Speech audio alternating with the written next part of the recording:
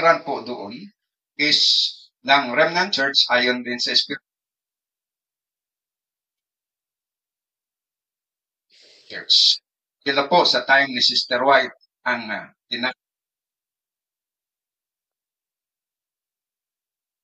sabi nga ni Sister White, sa lahat ng mga religious denomination qualification na ma-qualify na tumayo na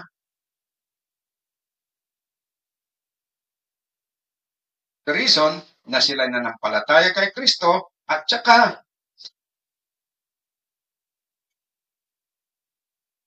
taas. Majority po doon sa mga religious denominations at that niwala na binding yung authority ng 10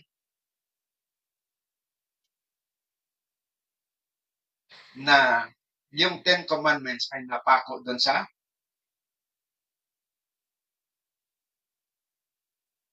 but the Seventh-day Adventist when it existed is at sa 10 commandments. Ngayon,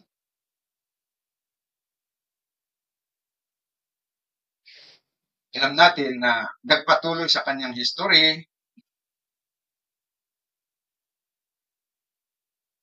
love, pagkatapos nilower down nila ang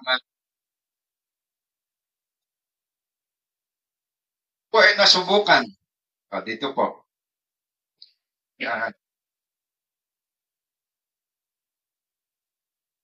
Dito, during 1914 to 1918, person po ang lumabag sa autos.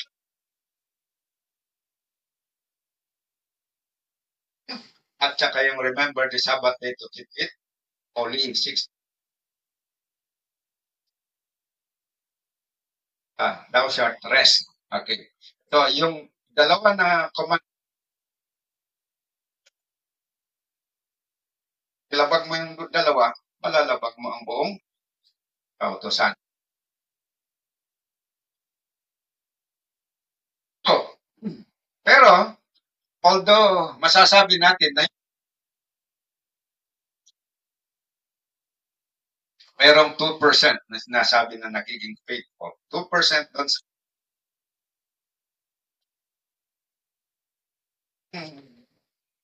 in between these two groups, ang Panginoon ang kikilalanin niya ng bayan. Ang kanyang bayan ay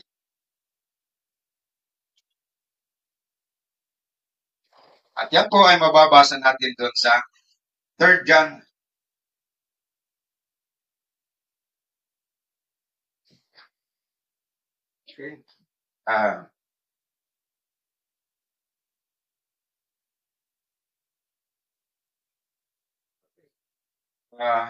binigay ko na yung 3 John chapter 1 verse 9 and 10. Natili na sumusunod doon sa kautusan.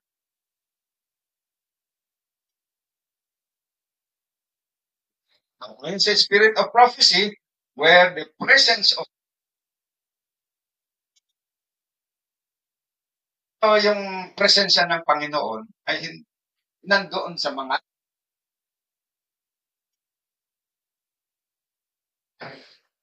2% kasi sila yung sumunod.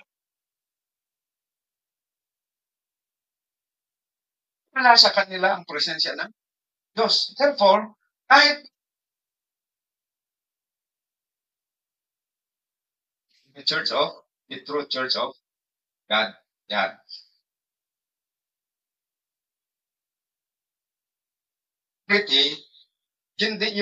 Hindi kung minsan naka-base doon sa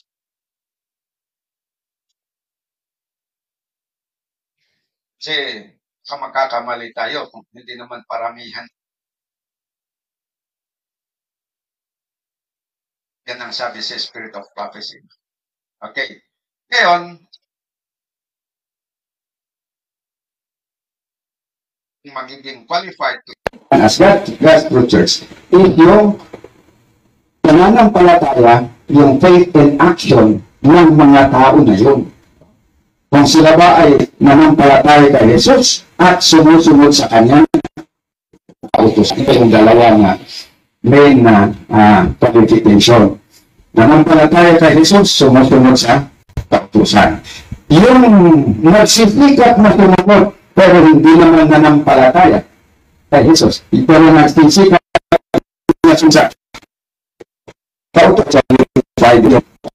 Kaya naman, kung nireject nila si Jesus Christ, pero nagsisikap silang sumunod sa kautusan.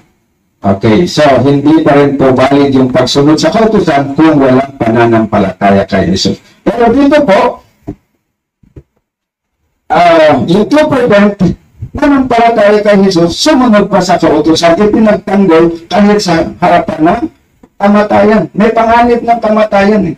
Kasi inuusik sila sa panahon na yun. Pero nagpatuloy pa rin sila na sumunod. So, sila po yung bayan ng Diyos. Ang masaklap na karanasan nila, meron po tayong dokumento. Meron po tayong dokumento na they were this fellowship from the okay. So,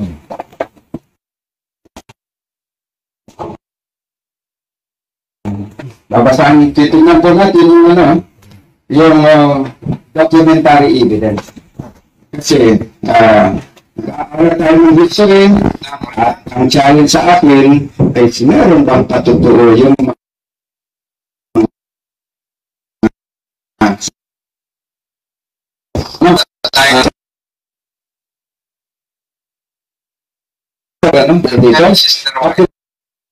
the organization divided into two parts. While 98% of our members stepped out after searching the Bible on the ground, it was our consensus to defend the fatherlands and that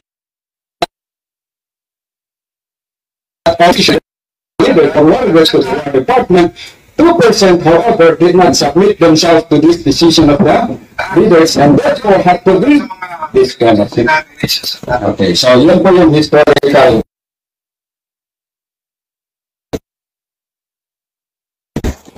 worship na church.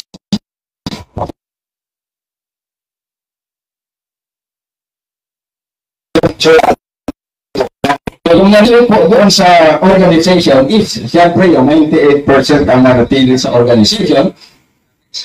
Sa SDA Church, yung 2% sila yung sila yung okay. Pero kagaya rin lang doon sa pangyayari doon sa yung mga reformers, yung mga Protestant reformers,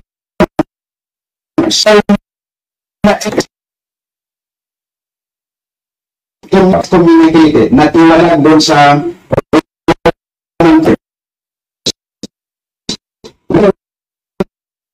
because they don't want to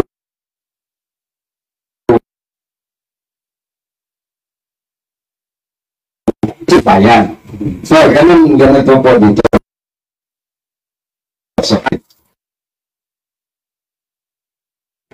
yung parang 98% na nag-isip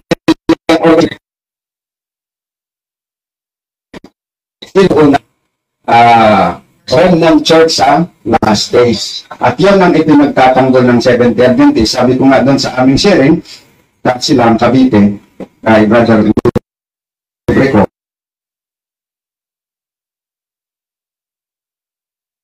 98% yung majority.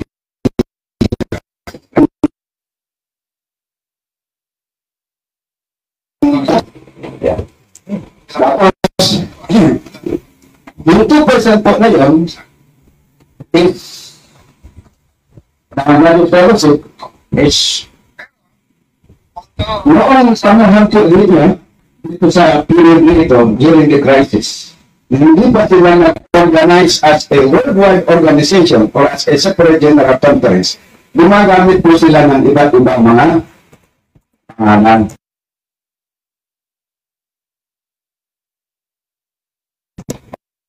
Sila ko naman, sa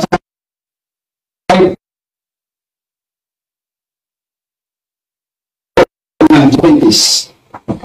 70 Adventist. Mabasa natin doon sa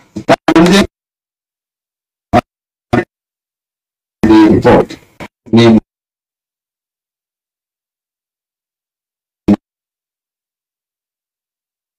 nila.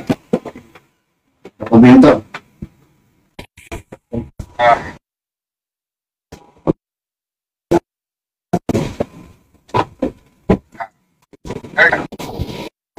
verse 9 and 10. Yung dokumento po na Na sumusunod doon sa utusan.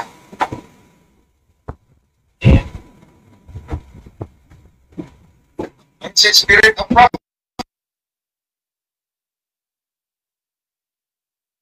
registration, Yung presensya ng nandun sa mga ito ba? Yung mic na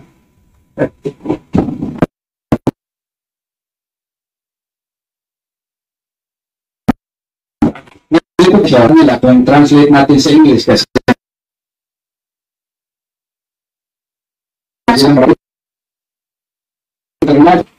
Seventh-day Adventist is standing on the old platform of 1840. Yun po yung pangalan sa German yun. Pero hindi po yun yung pangalan. Kung yun, doon sa pangalan,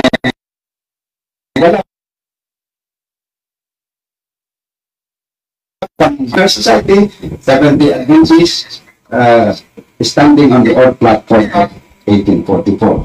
Pero, hindi sila gaanong stricto doon sa kanilang ginagamit na pangalan. Ayaw nila mga variation. Ginagamit nila doon sa kanilang variation. Okay? Action. Kung sila ngayon, nanampalataya kay Jesus at sumusunod sa kanya. Dito po sa isang publication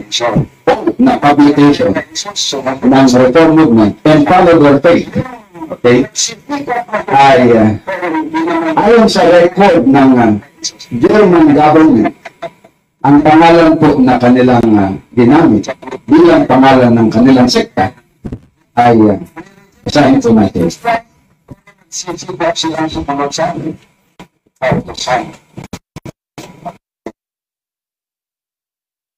So, walang pananampalataya kay Jesus.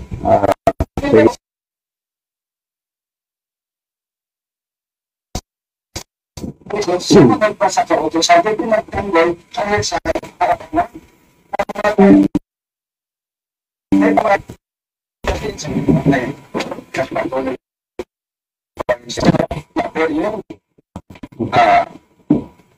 Bayan ng Diyos.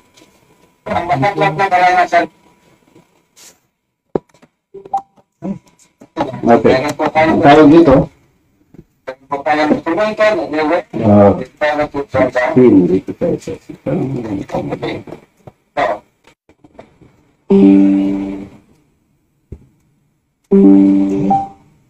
Saan titignan po natin yung complimentary ito. Kasi,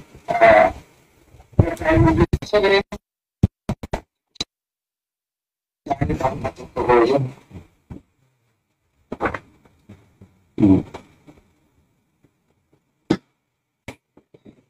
Okay, mahirap ang mahanapin yung madam. Pero,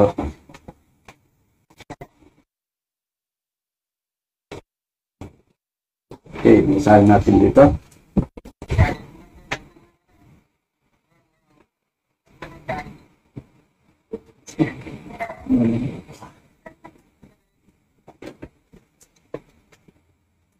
Okay. Heroes of Faith under the third angel's message. The prophecy of Revelation 11:18 and the other lighting states 4:1 was fulfilled during the conflict of the angry nations. In World War I, the angel of the Church of Laodicea denied present truth, and so far that the leading men of the Seventh-day Adventists before all found upon the believers in Europe too bound themselves together in these times of stress in defense of the fatherland, and under these circumstances will also bear arms on Saturday. In doing so, the unfaithful shepherds exchange his spiritual armor for weapons of the flesh. And then, dito po tayo. Kunin natin dito. Yung mga gusto din sa context, pwede nyo basahin yung buo. Pero, kaya nyo lang na shorten the time kasi ang time natin is limited. Doon lang tayo sa mga pertinent. However, nothing can be found written in the protocol of Redemption about what trials many faithful fighters endured with deep suffering under these 4 years under the persecution of warring authorities. And finally, because of the betrayal of unfaithful shepherds who courted the favor and sympathy of worldly state powers. To the contrary, in 1918, it was declared publicly in a newspaper, these unprofitable elements set themselves up as preachers. Yun ang tawag ng mga Seventh-day Adventists sa kanila, unprofitable elements daw. Okay. Pero dito, in this book, we used to remember our heroes of third angels' message with thankfulness. For through their unshakable loyalty in the midst of cowardice and treason, surrounded by many difficulties from inside and out, the Seventh-day Adventist Reform Movement was founded. Okay. Ano po yung na-founded daw? Tinawag ng mga senior secret at na disfellowship, the Seventh-day Adventist Reform Movement. Dito tayo sa page 51 at page 21. He was again arrested. Mayroong isang ministro dito ng Reform Movement na na-aresto at ayon sa record ng German government, ito po, basahin natin. The accused was formerly a minister of the sect. Tandaan po natin kung ano ang recorded na pangalan ng sekta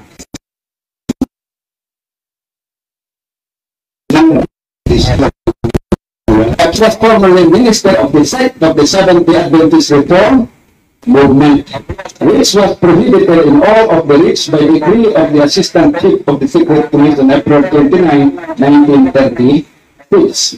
Okay, saan daw? Noong 1936 ito, nangyari, ang pangalan ng sekta ay Seventh-day Adventist, pero pinagmulan nila is backwards on sa 1940. Basahin natin.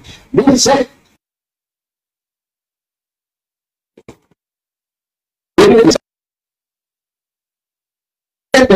okay.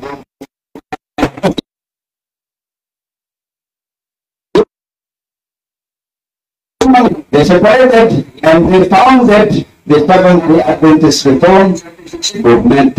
Ayon po ang as per record ng German authorities. Okay. Pero hindi naman natin sinasabi na hindi nila ginamit yung pangalan ng ayun isa.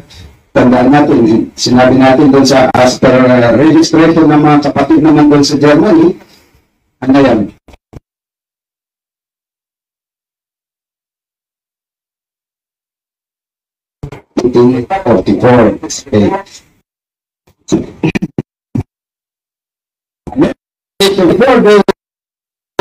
As a worldwide organization, kasi mga they have the local organization. Sa ibang lugar naman,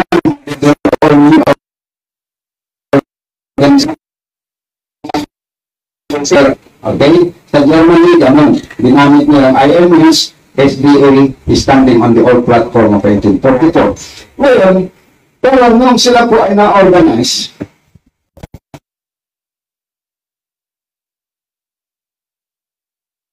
Seventh-day Adventist Reform Movement General Conference noong 1925. So, tandaan po natin ito na yung mga disfellowshipment hindi lang nangyari sa Germany, kundi nangyari sa 16 countries in Europe. Okay? Huwag lang po tayo dito na mag-focus doon sa Germany.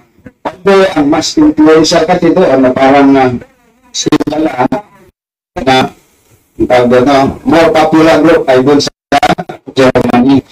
Okay?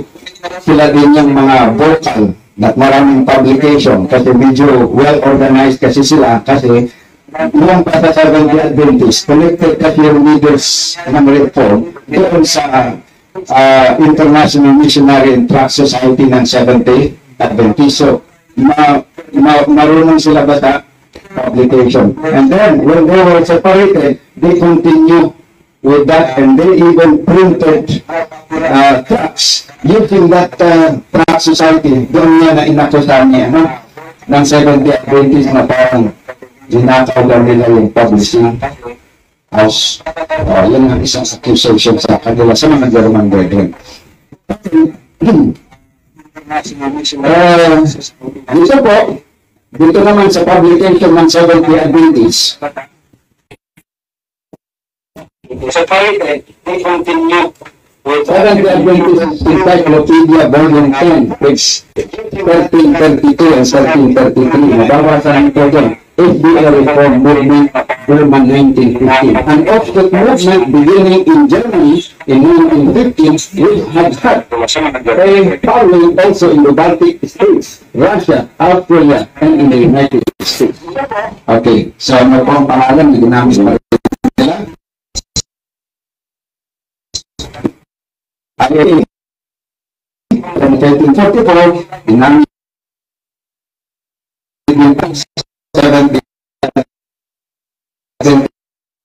yung mga historian ng Seventh-day Adventist ay ang alam nila na pangalan na ginamit at ay Seventh-day Adventist movement. Yan po. And then, we know na ganun ang pagkakilala ng mga leaders around the world. After that, because in 1925, during the first formal organization ng General Conference, na sinabi ko na first formal organization ng General Conference, kapag doon po sila unang na formally na organize with a full talaga na General Conference na may department leaders na mga ganyan. Okay. Kaya binanggit ko na formal organization ng isdaan ng mga Nudist Fellowship ay kapag in 1921 meron kasing tinatawag na temporary organization na nangyari na ginawa ng mga reformers. Yung mga Nudist Fellowship, nagkaroon po sila ng international conference ng 1921, tapos gumawa sila ng temporary organization. Yung word na temporary organization, hindi ko lang po ito sariling salita. Yan po ang ginamit per record doon sa 1951 delegation session. During the discussion, ay binanggit po nila yun na talagang nagkaroon sila ng 1920 ng temporary organization na kung saan sila ay nagpili ng 10 na mga leaders na member ng tinatawag nila na International Committee o kaya International Council na tinawag din nila ng General Conference. Meron po ba tayo naman? Meron ba tayong document dyan? Meron po. Meron tayong document dyan na nagpapatunay na totoo nga po yun ang kanilang ginawa. Okay?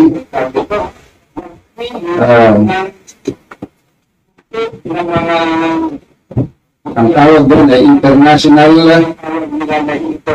okay, pati international council meron po na tayo naman meron ba tayong document dyan? Meron po. Meron document dyan na nagpapatunay na totoo na oh, dito nga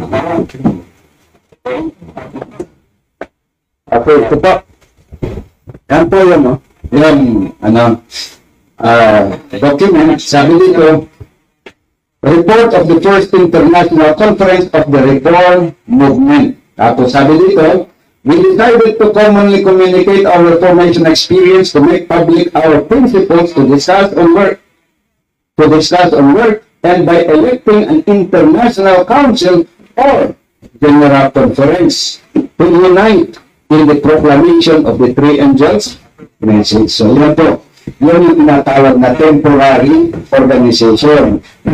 Hindi sila ng international committee based on composed of 10 members, okay, from around the world. At isa na dito, sa pioneer member po dito ng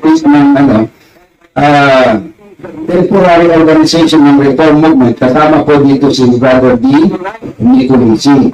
At ang nag-meeting nyo, nag-meeting itong council, and then ito si Ottawa. Yan. And then, nagpili din sila ng ang tawag dito?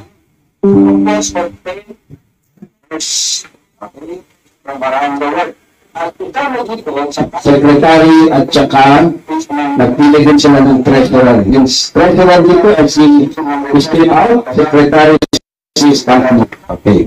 Yan po yung temporary organization. Pero bakit temporary? Hindi kasi makonsider na permanent kasi hindi nasunod kasi yung instruction sa testimonies na dapat ang magpili ng mga officers ng General Conference talaga formally ay yung mga delegates from the different unions na elected based on the number of members.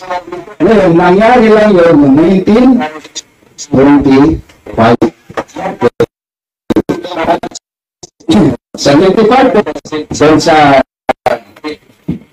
hindi nasunod kasi yung instruction sa ito po na dapat ang magpili ng mga officers ng General Conference sa 1925 po na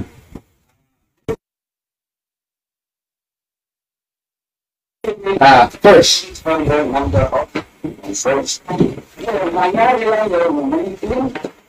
ito official report of the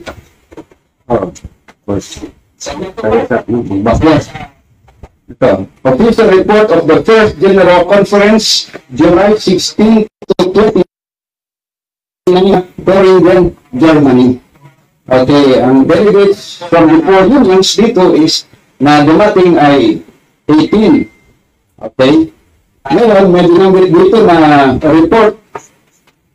Then the report of the last session of the General Conference was read by Brother Spunk Nobel. Tandaan natin, yung General Conference na, yung report ng General Conference na tinatawag dito, hindi yung General Conference session. May pagkakaiba po yung General Conference session composed of delegates. Itong sinasabi nila during this time ng General Conference na report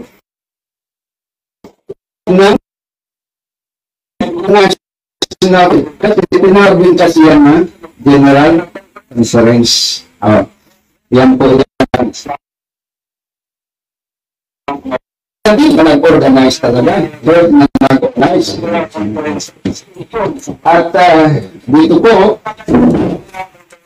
maging I think it is granted, hindi lang dito, na talagang doon. At dito po, na-form nila yung kanilang pangalan. Okay. Of all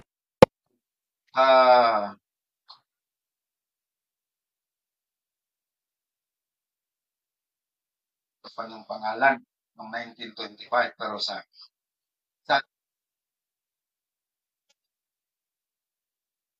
talaga yung pangalan ng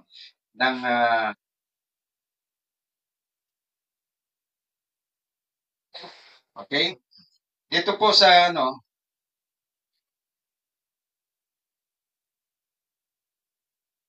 principles of the Seventh-day Adventist Reform Movement submitted to the General Conference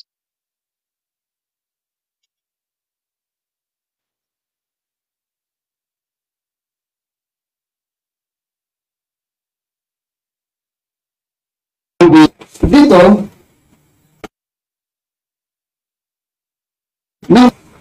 siyempre, pati yung pangalan ng organization na nagmamay-ari ng principles of faith, diniscuss din. Diniscuss din. Hindi naman pwede na, pag actually, one of the main na agenda sa organization is pag-usapan talaga yung name. Kailangan organization lang, isa talaga sa agenda na pag-uusapan yung pangalan. Okay, nag-grow tayo ng organization. Anong pangalan natin? Ang pag-uusapan talaga yan doon sa organizational meeting. Kaya dito, pinag-usapan nila ngayon, noong discuss nila itong principles of faith, included yun na na-discuss yung pangalan. Kagaya nga ng discussion namin kanina. Pag pinag-uusapan natin yung registration, hindi lang registration siyempre ang mapag-usapan. Dala na yung pangalan. Hindi pa register. Ganun din dito. Pag nag-organize ka ng church, dala na yung pangalan na pag-usapan. Kaya, ma-reflect dito sa dokumento. Unang patunay na na-discuss dito na sa kanilang minutes, yung hearing with you. So, the Adventist Reform Movement. Pangalawa, dito sa pangalan ng Principles of Faith, ng Principles of Faith, Seventh-day Adventist Reform Movement.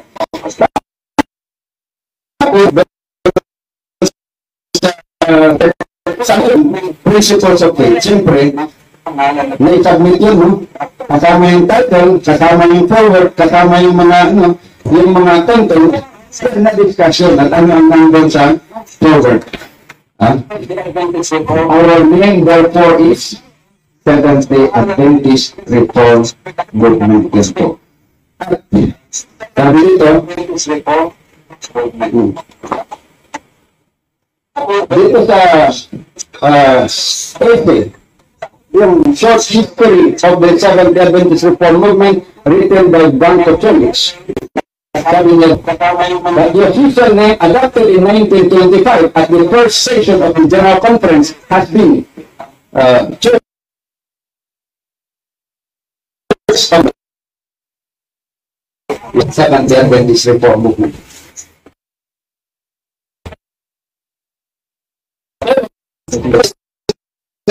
Lumipat sa IMS. 50 minutes. Okay. 50 minutes. 50.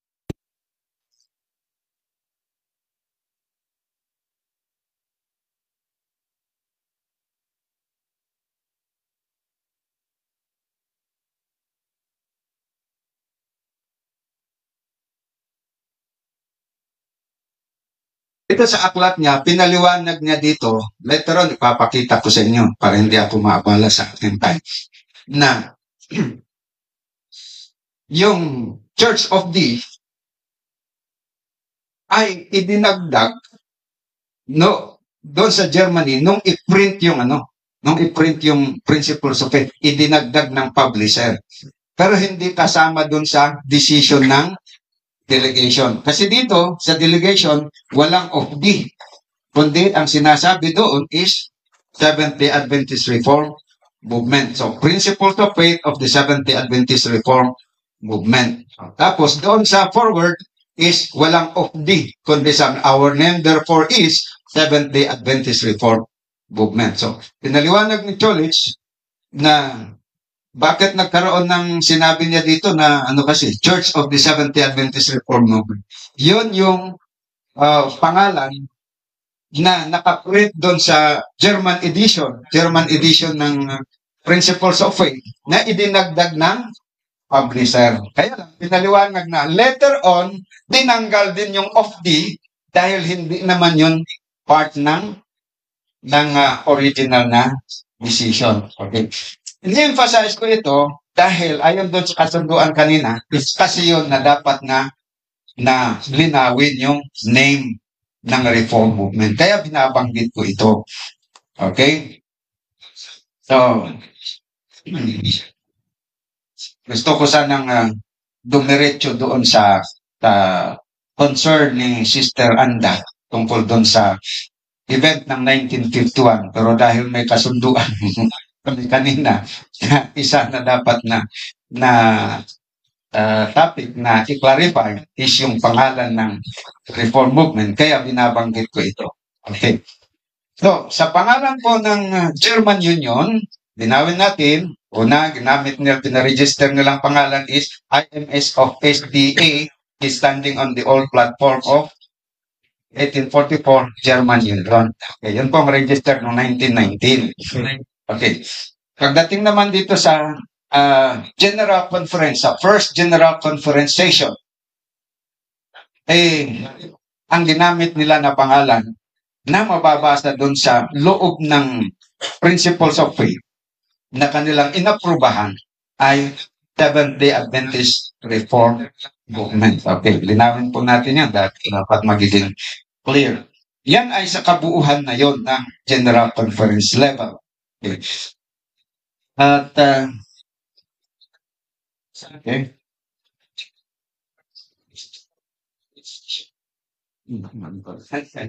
Okay, next. Next point natin.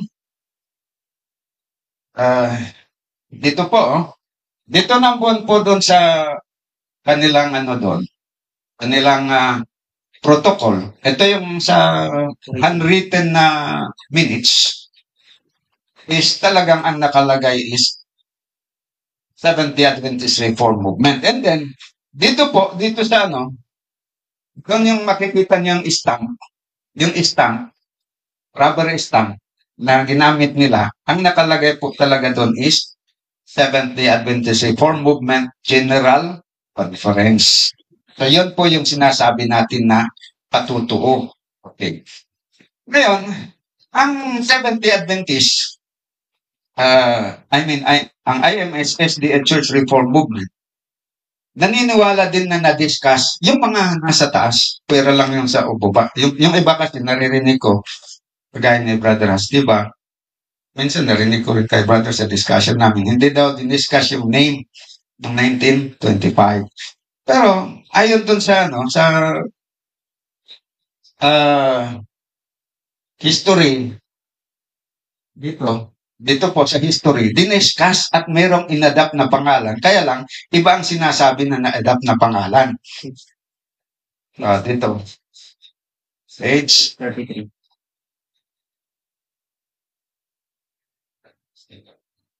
Okay, dito po. Ito po yung the Prophesied Reform Movement by Pastor Idal Suarez Jr., PhD. Na-publish po sa kanilang website ito. Dinownload ko, print ko. Sabi po dito,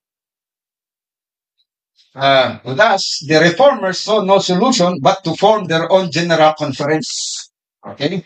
They did so and drafted the original Principles of Faith in 1925. So, kailan daw sila nag-form ng kanilang general conference at nag-form ng kanilang Principles of Faith? 1925. Okay, what else? They adopted the name International Missionary Society, Seventh-day Adventist Church Reform Movement. So dito, ayon sa kanila, pinag-usapan yung pangalan ng 1925 General Conference at nag-adapt sila ng pangalan, pero ayon sa kanya, ang inadapt na pangalan daw ay International Missionary Society of Seventh-day Adventist Church Reform Movement. Samantalang yung sa history ng Islam, based doon sa Principles of Faith, yung pangalan na sinasabi na our name therefore is Seventh-day Adventist Reform Movement. At doon sa title ng kanilang publication, doon mababasa mo talaga yung pangalan na Seventh-day Adventist Reform Movement. Kaya ang tawag doon is Principles of Faith of the Seventh-day Adventist Reform Movement. Ngayon,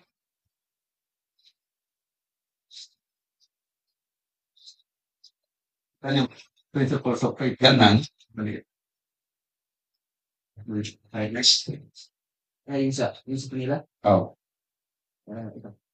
Okay. So, halimbawa, para lang, for illustration lang, dito, Principles of Faith of the International Missionary Society of Seventh-day Adventist Reform Movement.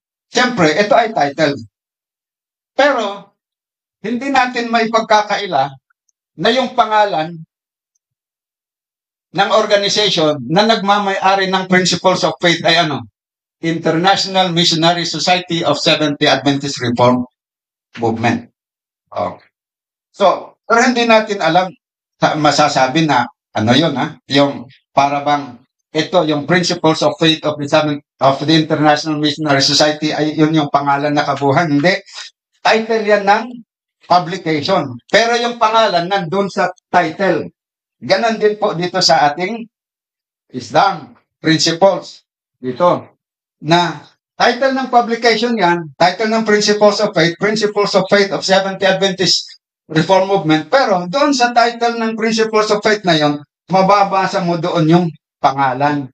Okay. At lalo na-confirm doon sa likod, sa forward, our name therefore is Seventh-day Adventist Reform Movement. So yun po yung pangalan. At yung pag-approve dito sa nung na-approvean po yung point 10 and 11, yung approval dito ay at the same time na-approvean din po yung pangalan at na-adapt yung name na International Missionary Society. Although hindi na ilagay sa separate na resolution, built-in doon sa resolution. Kagaya nga ng example natin kanina eh. Halimbawa, resolution is registration. Pero doon sa registration of ay nag-appear yung pangalan. So pag-approve doon, na registration, na-approve na ipa-register. Hindi lang yung register. Siyempre, pag magpa-register ka, is may pangalan na i-register. Okay. So, yun po. Ngayon, okay, I hope I still have time. Masyado tayong nag-overstay dito. Pero, mag-advance po tayo. Nung nag-organize po ang General Conference no 1925, meron pong member ng General Conference na 4 na union. Okay. Kasi ang magiging member po kasi sa organization General Conference, hindi yung individual tao. Doon sa local church, individual tao ang member. So doon sa field o sa mission, local churches ang member. Doon sa union, yun namang mga missions ang member. Doon sa General Conference, yun namang mga unions. Plus, may mga fields na walang union, pwedeng diretso na mag-attach sa General Conference. So, yan po. Yan ang original na members ng General Conference na bumubuo ng General Conference. Baltic Union, German Union, Danube Union, Scandinavian Union. So, yung nasa Germany na IMS of SDA, standing on the old platform of 1844, nagiging kabahagi ng ISDARM General Conference noong 1928-25. And then, pagka 1928, etong ISDARM General Conference, nagkaroon ng second ISDARM GC session. Second, kasi nga, first nga ito, the formal. Pero kung i-count mo yung 1921, magiging second yan. Kung i-count mo yung 1921. Kaya lang, yung 1921, temporary kasi yun na organization. So, i-count mo dun sa formal, dito sa 1925, first General Conference. Kaya second General Conference yung 1928. At ang nag-session pa rin dyan, ang nag-session pa rin ay, siyempre, ano yan? Anong church ang nag-session ng 1928? Seventh-day Adventist Reform Movement pa rin. Okay? Ano ang ebidensya natin? Ito, minutes ng 1928 session. Official report of the Second General Conference session, July 25 to 30, 1929, in Serhagen, Germany. Anong pangalan yun? Ayon doon sa taas, Seventh-day Adventist Reform Movement. Yun. Okay. Ito namang noong 1928, hindi pa ito na register. Hindi pa ito na register. Okay? So, nag-decide sila dito sa resolution number 40, we decide that the General Conference, tungkol sa opisina, no, shall until further notice work in the mission home of the German Union. So, ang naging opisina ng General Conference doon sa mission home of the German Union. And then, ano yung sabi? Sa registration,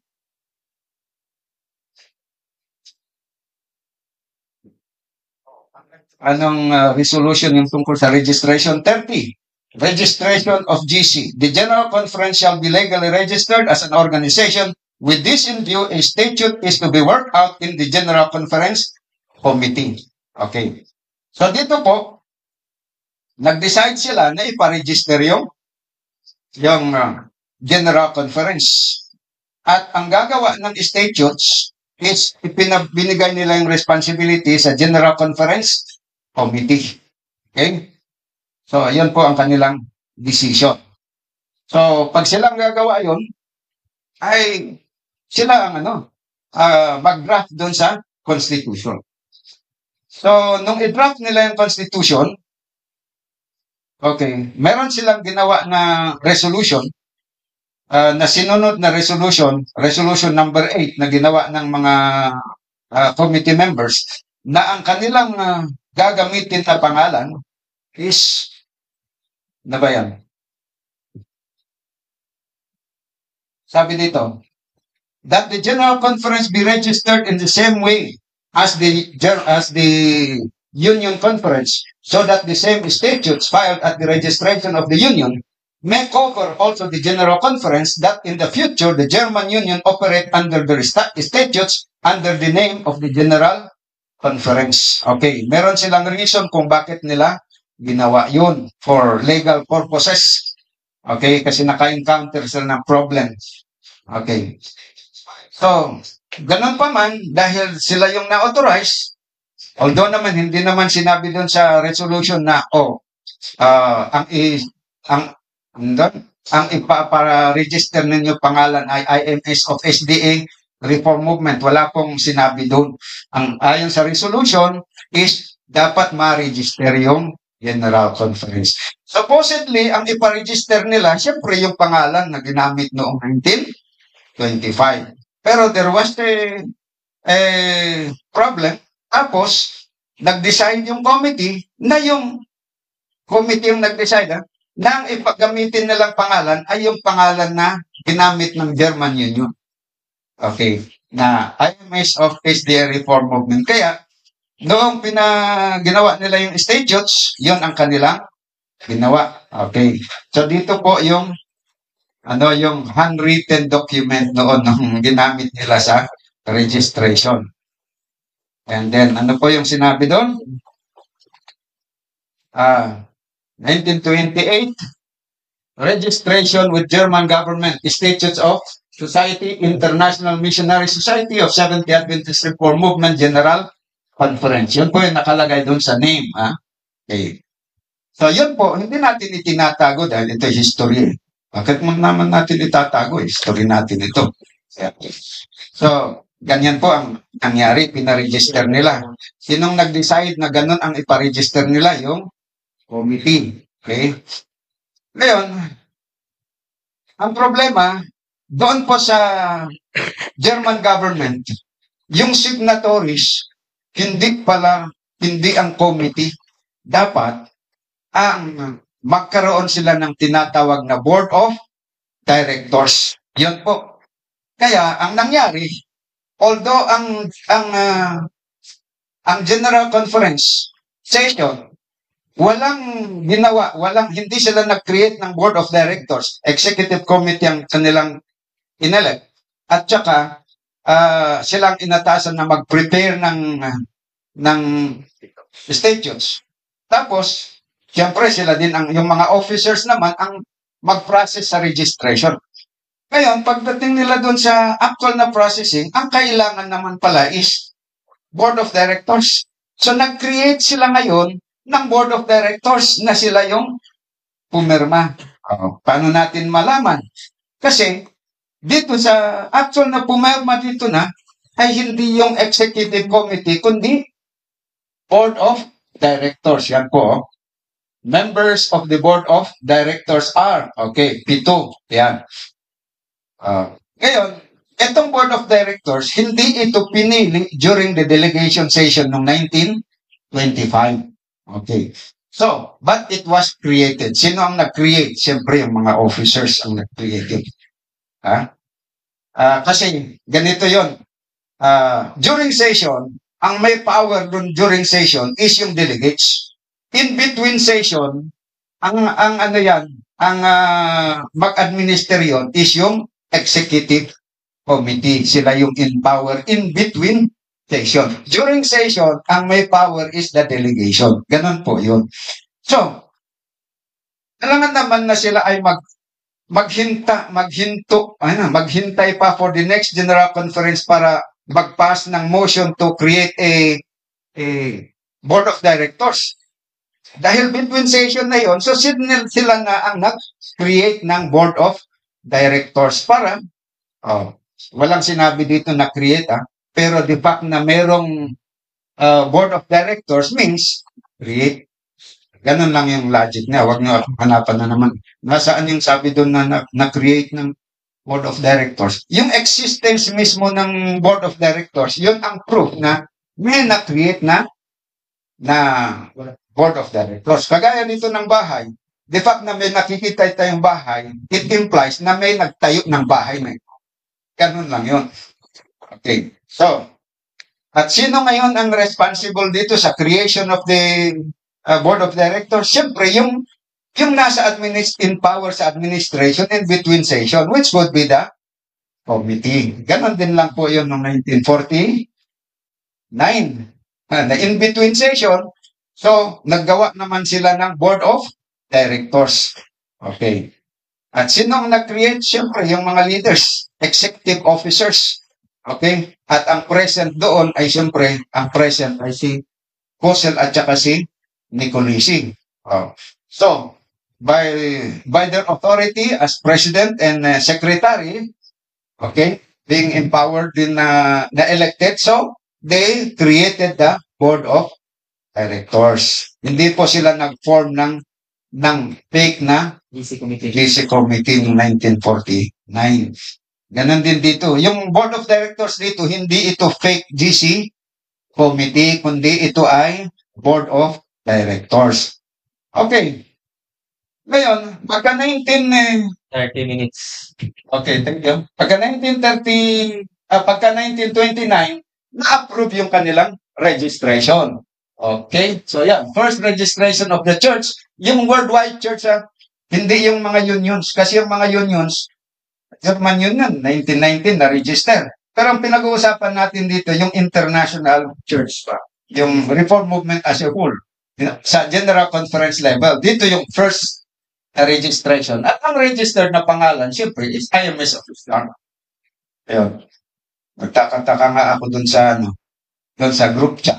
May nagsabi sa akin na doon daw sa Dilasag, narinig daw niya na sinabi ko daw ng 1925 ang first registration ng Seventh-day Adventist Reform Movement. Sabi ko, mo nasasabi niyan, meron akong chart na nailagay doon na laki-laki. At talagang ang nailagay doon is, ang first registration ng Reform Movement ay 1929, hindi 1925. 1925, first formal organization ng General Conference. Tapos sabi niya, meron akong ebidensya. Nag-upload siya ng picture ng blackboard na doon sinulat ko. Binasa ko yung nandun. Wala namang sinabi na 1925 ang registration. Sabi ko, kung minsan talaga, yung mga nagsasalita at saka yung nakikinig, kung minsan, yung nakikinig, iba ang nauunawaan doon sa sinasabi ng speaker. Sabi ko, pasensya na lang. Doon. Okay. So, ngayon, nung nag-function ang General Conference ng Islam, under the registered name IMS of Islam from 1929 until 1936, for a period of how many years? 7 years na nag-operate as a legal corporation or legal religious organization in Germany for 7 years. Okay.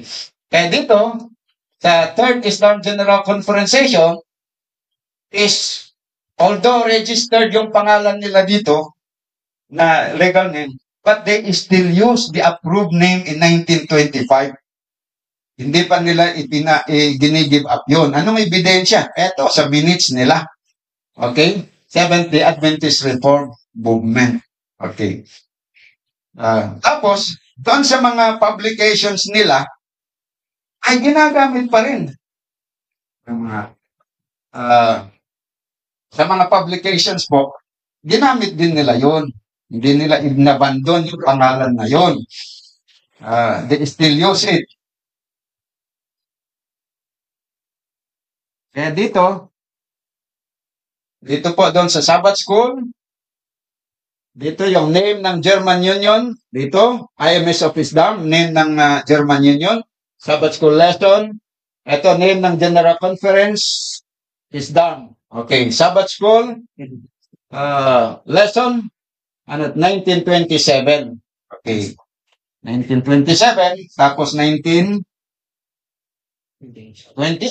ganun pa rin, ginamit pa rin nila yun kasi yun talaga yung approved na pangalan nila sa delegation session. Okay? 1928, yan pa rin, no? Pangalan ng German Union, IMS Islam, pangalan ng General Conference ay Islam General Conference pa rin yan. Dito sa 1929, after the registration, tignan nyo, ganun pa rin. Ginamit pa rin nila yun, no? Sabbath School lesson, name of the General Conference is Islam. Yan, nandito dyan. Pero hindi English yan, translate lang natin yan. Okay. Doon sa kanila namang magazine, meron silang magazine na ito. Okay. Hirap basahin yung German, no? Pero ang translation dito ay SDA Reform Movement General Conference. Nagsimula itong magazine na ito noong October 1928. Tapos sa Week of Prayer noong 1928, ito din, no? Week of Prayer, ang pangalan pa rin ng General Conference ay Seventh-day Adventist Reform Movement. Although, sabi ni Sister Anda sa akin, hindi naman ako yan interesado dyan kung anong pangalan yan. Kaya lang kasi, binabanggit ko ito kasi yun yung isinama nila na dapat daw na linawin. Kaya sinasabi ko, sorry lang kasi alam ko naman yung point mo. Okay. Ito naman, nagpatuloy po kahit nung na-dissolve po yung registration natin, pag sinabi pong na-dissolve yung Seventh-day Adventist Reform Movement, hindi yung organization mismo ang na-dissolve.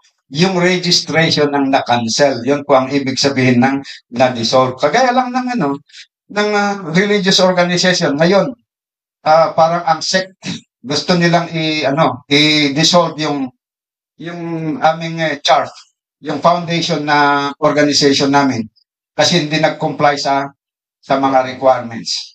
So, pero hindi ibig sabihin na ang chart namin ay mawawala na just in case na ma-dissolve yun. Tuloy pa rin yung function pero magiging illegal nga lang. Kagaya ng sasakyan na-register. Tapos na-cancel yung registration, hindi mo pinarenew. So, mahuhuli ka kasi nag-ooperate ka without proper registration. So, ganun lang dito yung registration ng organization ang na-dissolve dito noong 1936. Okay.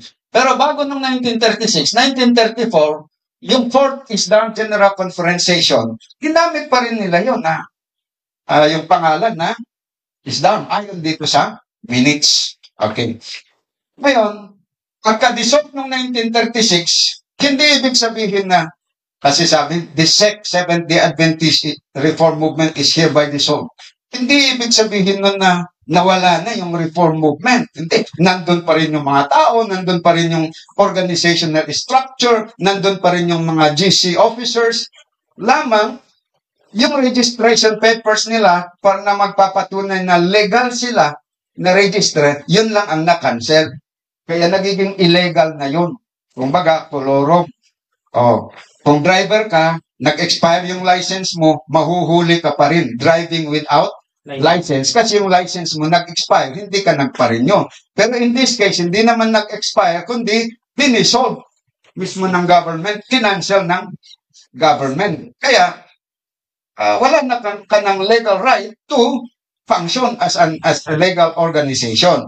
Pero, nag-exist pa rin yung organization. At nag-publish sila. Tignan nyo yung Sabbath School lesson dito. Noong 1941. Anong pangalan? General Conference of Seventh-day Adventist Reform Movement. Dito pa rin, Seventh-day Adventist, 1949, Seventh-day Adventist Reform Movement General Conference. Okay. Dito, ayan, 1950. Yan pa rin ang dala nila na pangalan. Although, hindi sila rehistrado. Kasi yung registration nila na una, na-cancel dito. So, hindi na registrado yung yung dating IMSF is down, hindi rin registered yung is down. So, wala silang legal na registered name. Okay. Hanggang 1950. Pagka 1949. Pagka 1949, pagdating dito, kasi merong fifth session dito, nag-decide sila na ililipat yung headquarter doon sa Amerika. Doon sa Amerika, siyempre, protocol yun, pag ka doon, mag-operate ka, kailangan mapa-register ka. Kaya, ang decision nila is to legally establish the headquarters in America, although wala namang resolution na kailangan na ipa-register yung word for word pa na ipa-register. Wala. Pero doon sa resolution na i-establish on a legal basis, yun ay understood na yun na para ma-legalize, mapa-register. So, huwag nung hanapin yung word for word na meron bang decision na ipa-register, word for word. Walang word for word na sinabi na ipa-register. Pero yung paglipat doon, naka-built-in na doon yung plano na pagdating doon, dapat ipa-register. Naintindihan ng mga officers yun, ni Cosel at ni Colisi. Kaya pagdating nila doon, noong 1949, pinaregister nila kasi it is understood na implied doon sa resolution at saka empowerment. Meron yung mga empowerment dito. Okay, hindi ko nababasahin para hindi tayo magtagal dahil 2 minutos na lang. 20 minutes na lang yung sa akin. Okay. So, pagdating po ng 1949, pinaregister po nila yon at meron tayong dokumento dyan. Saan ba yung ating document?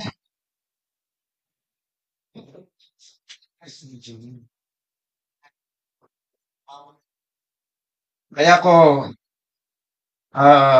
pinapalabas yung mga dokumento kasi minsan sa mga nakalipas ba na mga mga sharing, isang komentaryo nila is wala daw mga dokumento kaya mahirap na sasabihin na naman ulit nila na ito, si Brother Peter, salita ng salita, puro history na lang.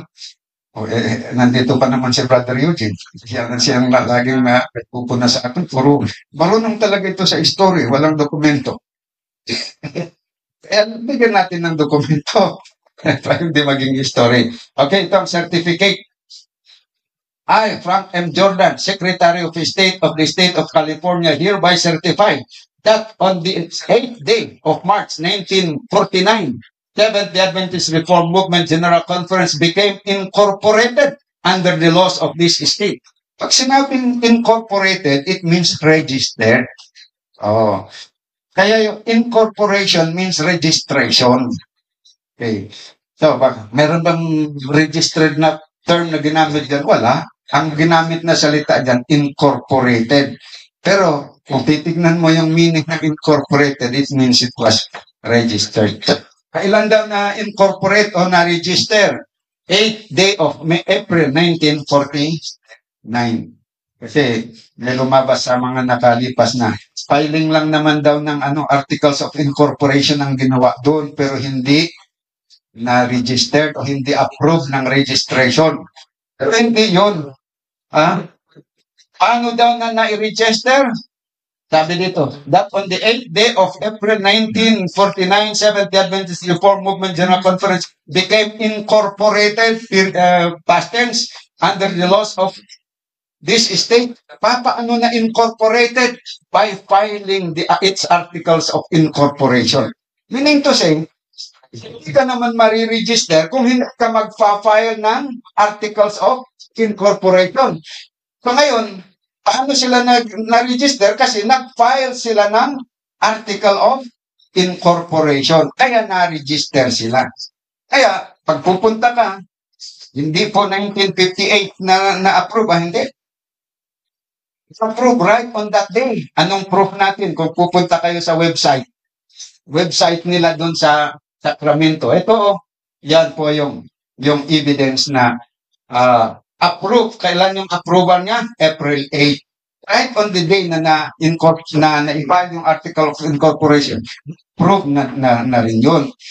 And then, ang status niya hanggang ngayon ay, ano yun? Active. Okay.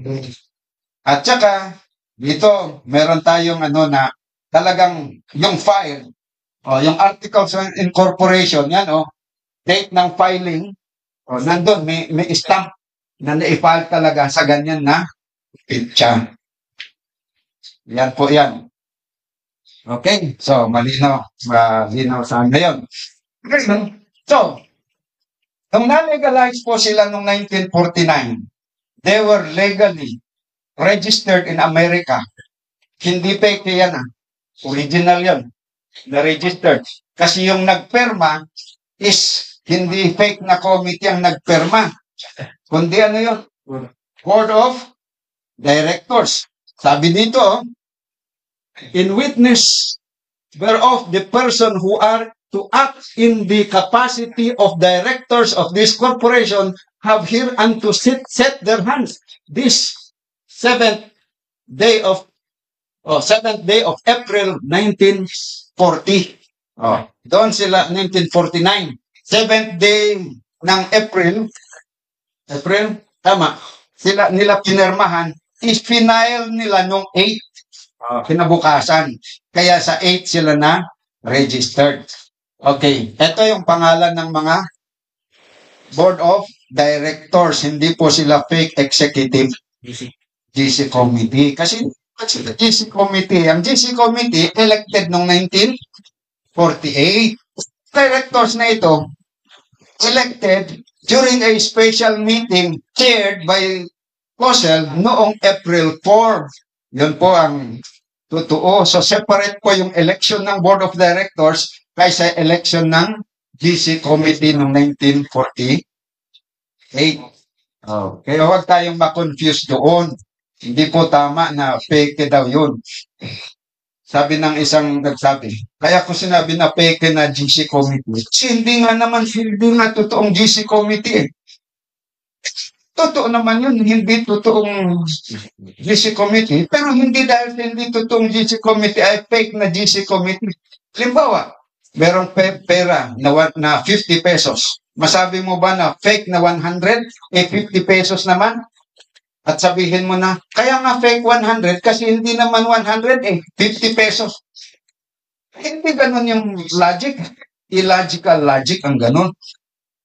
Magiging fake na 100 kapag ang tatak niya ay 100 pero hindi officially issued by the government. Kaya fake yun. Kaya magiging fake na executive committee yung pumirma kung sila ay nag-aangkin na sila ay executive committee, samantalang hindi naman sila totoong executive committee, magiging fake yun. Pero yung iba naman ang pangalan nila, Board of Directors, tapos sabihin mo fake committee, mali yun. Hindi tama yun na logic. Okay, tuloy natin. So, dahil na sila dito, na-register sila, nagpadala ngayon, nag-circular letter yung presidente, si COSEL, na pinaalam niya sa mga members around the world na na-register na yung church at anong pangalan na na-register? Seventh-day Adventist Reform Movement ang pangalan ng General Conference na na-register. Kaya, mula nung kung ang legal name ng Reform Movement noong 1929 after the registration ay IMS of Islam.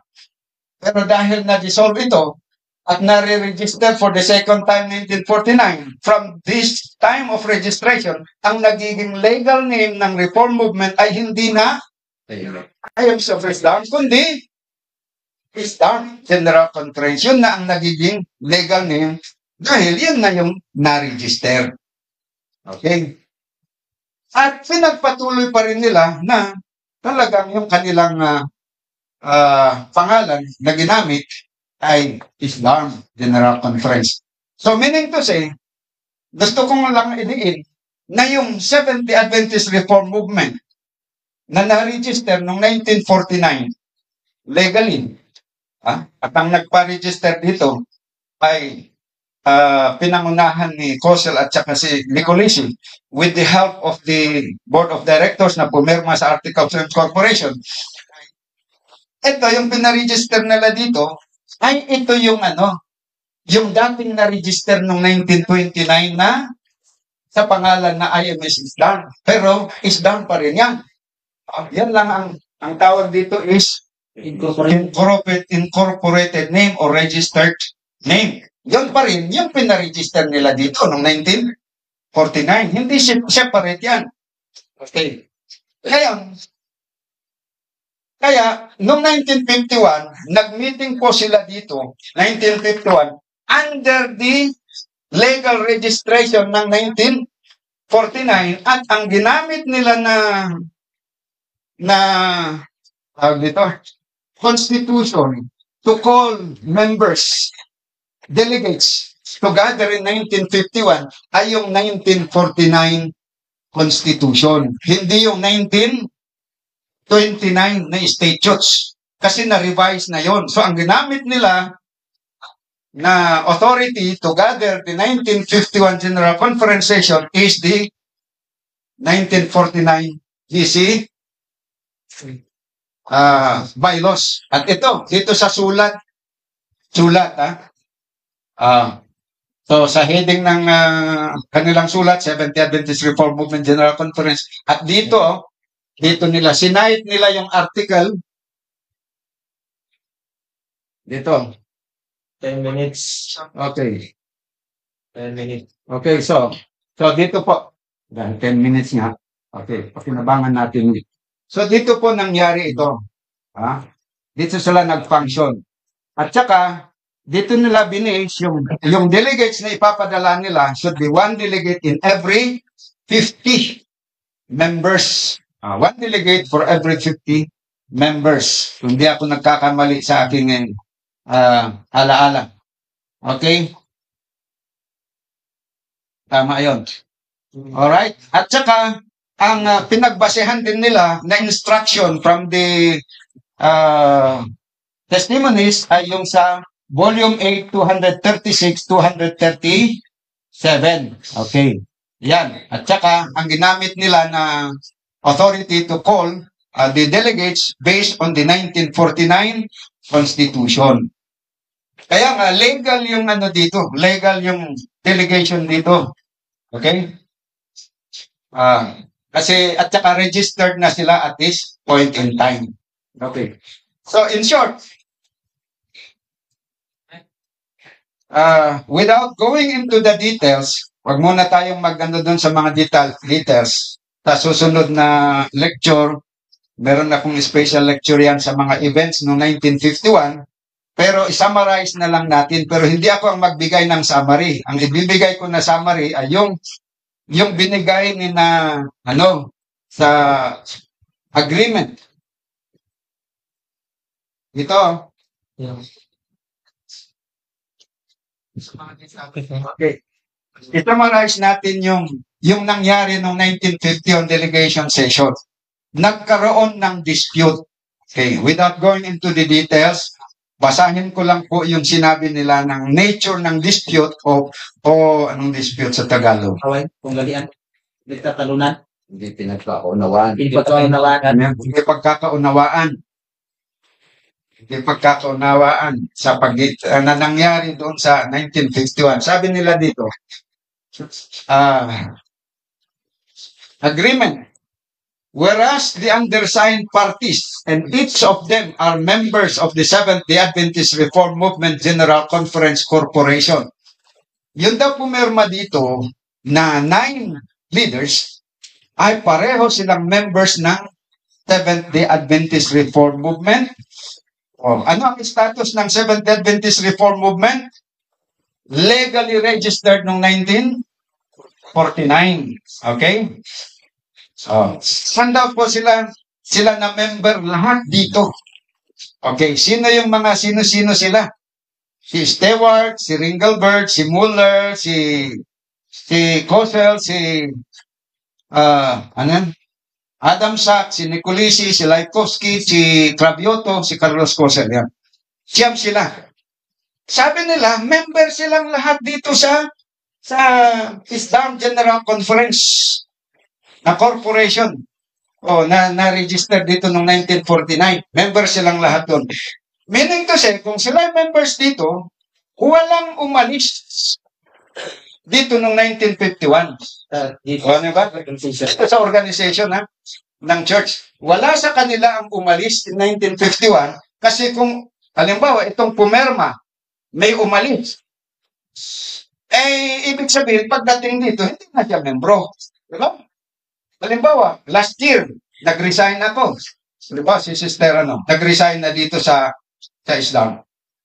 Di siyempre, dahil nag-resign na siya, hindi na siya member dito. Pero kung member pa rin, halimbawa, member na dito sa Islam, di ba? Tama, member na siya sa Islam, Sister Anda. Bakit siya na member dito? Kasi umalis siya dito sa Islam, lumipat sa inyo, kaya na member sa inyo, kaya hindi na member sa amin. Pero dito sila, lahat naman sila daw ay member dito sa Islam, meaning to say, walang umalis dito sa kanila. Pati yung disfellowshipment nila, hindi na carry out, hindi nagiging valid. Nakuha niyo ba? Kasi kung nagiging valid yung disfellowshipment nila, pagdating dito, hindi na sila member. Diba? Normal lang yan. Pero ayon dito, hindi ito nanggaling sa akin. Sila ang nagsabi. Kaya kung questionin ninyo, doon kayo magtanong sa kanila, mag-question, hindi sa akin. Kasi hindi naman ako nagsabi. Sila naman ang nagsabi. 5 minutes. Ayan. So, member po sila dito sa Islam General Conference. Okay, ano po ang nagiging problema nila? Summary. Huwag na tayong mag-isip doon sa ibang mga iniisip ng mga malikot na mga kaisipan. Sabi nila dito,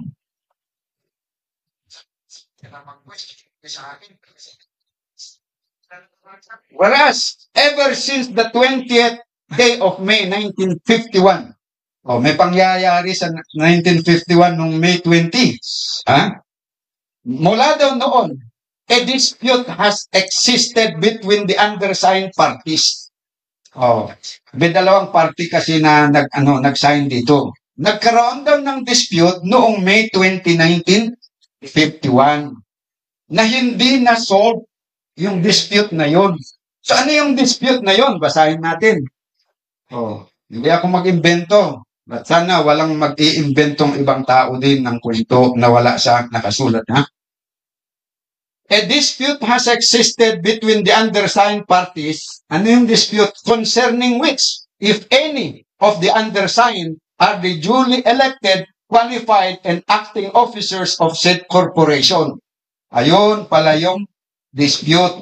So dito sa SDARM, merong dalawang set of officers. Dito, merong another set of officers. Ito yung si Kosel yung isa, na disputant, tapos si Cravioto, si Muller, at saka si Ringelbert, ito naman si Nicolisi, si Stewart, si Labrick, yan yung mga signatories. Okay, may dispute daw sa kanila na nagsimula nung May 20, hanggang doon sa panahon na yun, May 7, na pumirma sila, ang dispute kung sino sa kanila ang duly elected. Bakit duly elected o sinong kilalanin na legal na elected na officers? Kasi itong sina Nicolisi, elected as GC officers ng 11 delegates. Ito naman si Kosel, yung kasama niya, si Muller, si Ringelbert, elected as GC officers ng 14. Kaya pareho silang elected. Sir. Parehong is down yun. Yung 11 na ito is down din yan. Nag-elect ng officers. Itong 14 is down din yan na nag-elect. Yun ang sinasabi nila na dispute. So, sino ngayon ang kikilalanin na legal na talagang uupo kasi nag-aagawan? Sabihin natin nag-aagawan, nag-claim. Kasi kung nag-withdraw sana ito, ayun. Ito pa. Nandito pa, yung nasa newspaper coverage. Diba doon sa split yung division ng 19 dito? 2 minutes. Ay, ang ginamit natin na reference ay yung newspaper na mayroon 98% at saka 2%. Wala naman tayong ibang reference kundi yung newspaper article. Dito, newspaper article din. Kung babasahin ninyo, kaya may dispute kasi nga parehong nag-claim na they were elected. Si Cossel nag-claim na elected siya as president noong May 24, 1951. Si Nicoletti nag-claim din na siya elected ng mga delegates May 20. Si Cossel na-elect May 23. Si Nicoletti na-elect May 24. Ayun. Kaya, yon ang nature ng dispute. At nag-agree sila na ang mga members through a general conference session na special, sila yon ang mag-settle doon sa dispute, yung mga members. At inaasahan nila na ayon dito po sa article, before the end of 1952, mag-call sana ng general conference to settle the dispute. Pero hindi nangyari yon dahil noong June 1952 is yung Sinacosel, Muller, Tringelberts, dito po pumunta, dito sa IMS is down General Conference. At that time, General Conference na rin sila. Tapos nakipag-unite dito sa grupo na ito. And then, nagkapag-atika kasi hindi na siya ang nagiging presidente doon sa kanilang binuo na organization. Ang nagiging presidente na doon ay Stark. Si Rosa Cossel na asawa niya na elected dito, di ba dito? Si Cossel na siya ang presidente, hindi na siya ang nagiging presidente dito sa bago na organization nila. At saka yung asawa niya,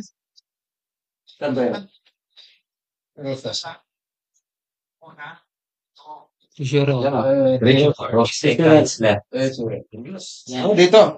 Hindi na rin siya ang treasurer. Iba na rin ang treasurer doon sa bago. Yun. Kaya, yun ang nagpapatutunan. Na pagdating dito, talagang yun ang nangyari po. Nag-organize sila ng kanilang general conference.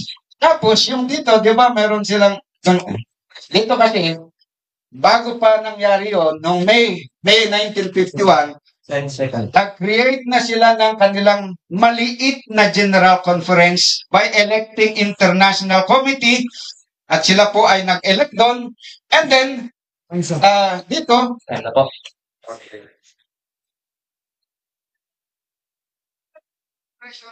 tayo na.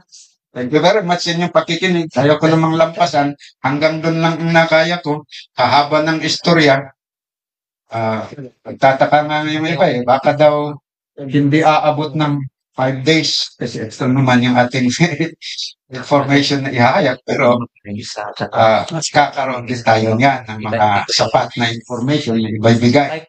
So, i-turn over ko na po sa Time na po. Pwede ko lang sige. Okay, before tayo dadako sa tanungan, sige po ang mag-ihi, mag-CR, mag-inom ng tubig, may time po tayo. recess muna, recess.